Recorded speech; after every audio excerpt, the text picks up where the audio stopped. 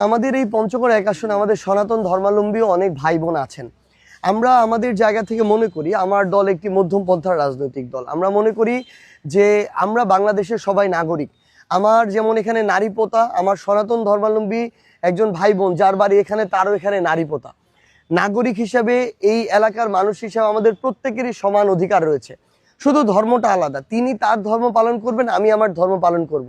আমি একজন রাজনীতিবিদ হিসেবে তার ধর্ম পালনে আমার সহযোগিতা করতে হবে, কারণ এটা আমার রাষ্ট্রীয় দায়িত্ব, রাজনৈতিক একটা দায়িত্ব। এবং আমরা সর্বশেষ যে দুর্গাপূজার যে ছিল তাদের, সেখানে কিন্তু আমি পঞ্চগড় এক আসনের প্রত্যেকটা দুর্গা মন্দির আমি পরিদর্শন করেছিলাম যে তাদের নিরাপত্তা ঠিক আছে কিনা, ব্যবস্থাপনা ঠিক আছে কিনা, কোনো অসুবিধা আছে কিনা।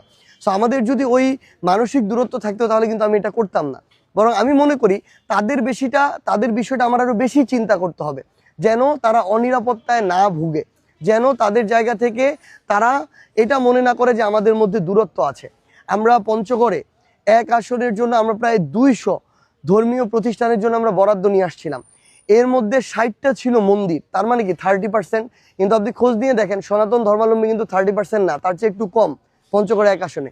কিন্তু তারা যত পার্সেন্ট আছে তত পার্সেন্ট তো নিশ্চিত করেছি, তাদের চেয়ে আরো বেশি নিয়ে এসেছি। তো আমরা মনে করি যে তারা আমাদের ভাই, আমরা একসাথে বসবাস করি, আমরা তাদের অধিকারের জন্য লড়াই করব, নিরাপত্তার জন্য লড়াই করব, এবং একসাথে কাঁধে কাঁধ রেখে আমরা পঞ্চগড় বিনির্মাণ করব। আমি যেমন আমার অন্য ধর্মাবলম্বী একজন ভাইয়ের জন্য আমি এমপি হব, যদি আমাকে মানুষ আমার উপর আস্থা রাখে, আমি আমার সনাতন ধর্মাবলম্বী ভাইয়ের জন্য আমি এমপি হব। সো আমাদের এই কমিটমেন্ট আমাদের সবসময় থাকবে।